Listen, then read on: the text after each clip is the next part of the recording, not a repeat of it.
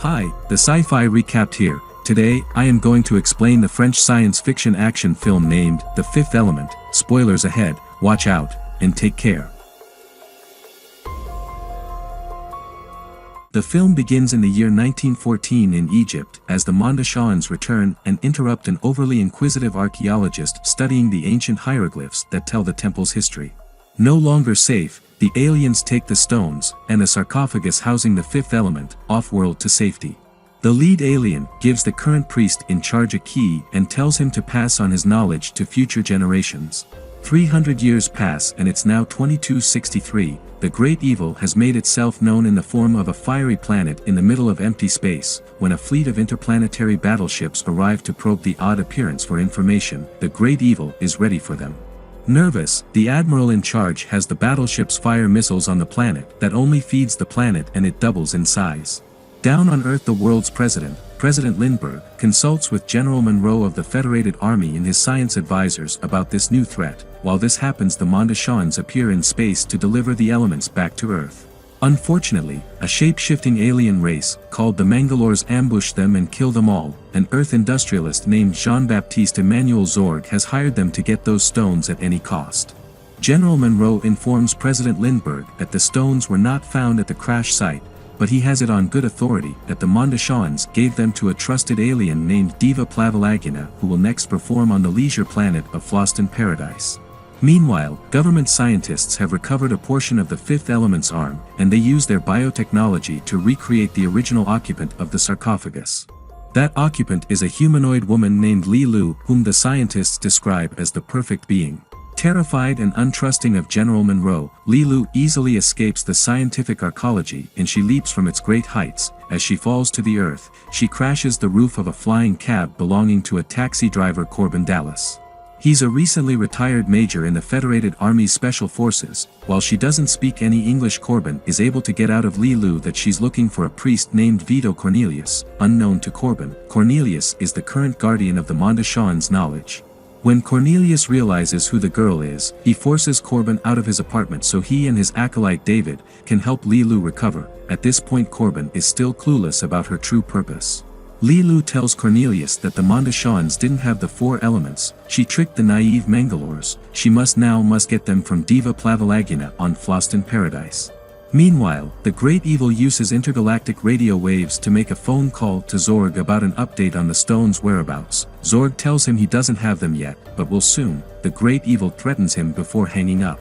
Zorg next meets with the Mangalores, who have brought him the case containing the four elements they stole after their attack on the Mondosians. They are to exchange the stones for weapons Zorg makes. When Zorg opens the case, he finds it empty, and with no stones for him, there are no guns for them. Zorg detonates a weapon as he leaves, killing many of them. Now Zorg must do the job himself and he heads to the planet Fhloston Paradise. The Mangalores leader survives the blast, and he decides to get his revenge on Zorg and also steal the stones with his surviving minions. In another part of the megapolis, General Monroe arrives to Corbin's tiny apartment to let him know he's been drafted back into the army. He's to travel to the planet Fhloston Paradise to meet the diva. To fly under the radar, General Monroe rigged the annual Gemini Croquette contest to allow Corbin to win, first prize, 2 tickets to the lovely planet Fhloston Paradise. As Corbin insists he's retired and won't take the job, Li Lu arrives at his apartment too. Excited, Corbin hides the general and his 2 assistants for a quick second to let her in. Cornelius pops out because he's heard that Corbin won the contest. He wants the tickets so he and Li Lu can meet the diva. Corbin offers to help, but when his back is turned, Cornelius knocks him out and steals the tickets before departing with Li Lu. Once Corbin comes to, he accepts General Monroe's mission. He heads to John F. Kennedy International Airport, where he spots David and Li Lu as they're about to board their flight. Corbin pushes David aside so he can escort Li Lu to the planet. Also, there are 2 Mangalores who try to pose as Corbin and his date along with one of Zorg's minions. The check-in agent, suspecting something's up since Corbin's already boarded, quickly closes the gate and leaves.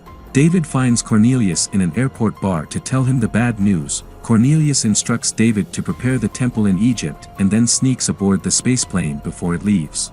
Inside the spaceplane, Corbin meets a flamboyant galactic radio personality named Ruby Road. Corbin will be Ruby's personal guest for the trip and on his show as the contest's winner. Soon they arrive at a space cruise ship orbiting Fhloston Paradise. Ruby takes Corbin away to prepare for the performance, and Lilu hides outside the Diva Plavolagina's room to await her arrival. She will hand over the stones after her performance. During the space opera, the Mangalores arrive and begin shooting up the place. One of the bullets fatally strikes Diva Plavolagina. Corbin tries to help her as she dies. Her last words to him are that she hid the stones inside her. Once dead, Corbin pulls the stones from her abdomen and gives them to Ruby, who has been screaming like a third-grade child the whole time. Corbin begins shooting the Mangalores, saving the passengers and crew.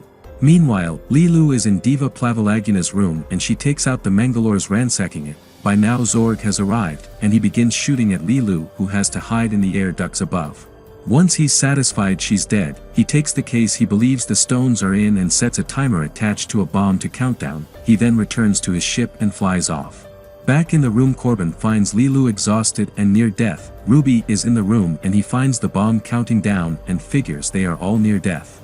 Back in his ship, Zorg opens the case to find it empty. If he doesn't return to the cruise ship now, he will be dead. The ship sensors detect the bomb and order an evacuation. Zorg re-enters the cruise ship in all the chaos and heads up to Diva Plavolagina's room, just as Dallas, Lilu, Cornelius, and Ruby head down to the dock in a separate elevator. They find Zorg's ship and flee.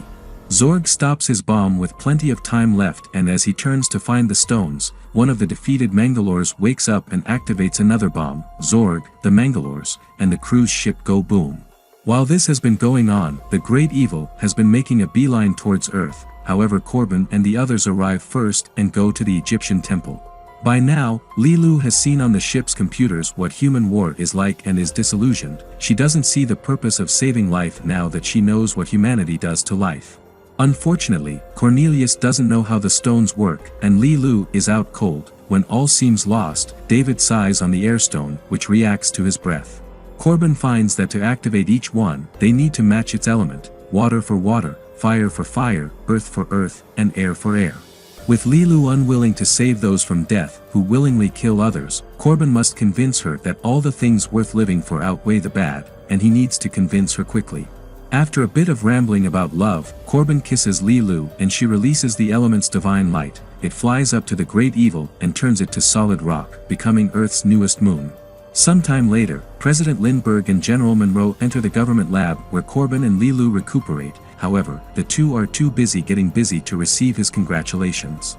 Instead, the president takes a call from Corbin's overbearing mother as the film comes to a close. The Fifth Element is a 1997 English-language French science fiction action film directed by Luc Besson and co-written by Besson and Robert Mark Kamen from a story by Besson. It stars Bruce Willis, Gary Oldman, and Milla Jovovich. The Fifth Element received mainly positive reviews, although it tended to polarize critics. The film won in categories at the British Academy Film Awards, the César Awards, the Cannes Film Festival, and the Lumière Awards, but also received nominations at the Golden Raspberry and Stinker's Bad Movie Awards. The Fifth Element was a financial success, earning more than $263 million at the box office on a $90 million budget.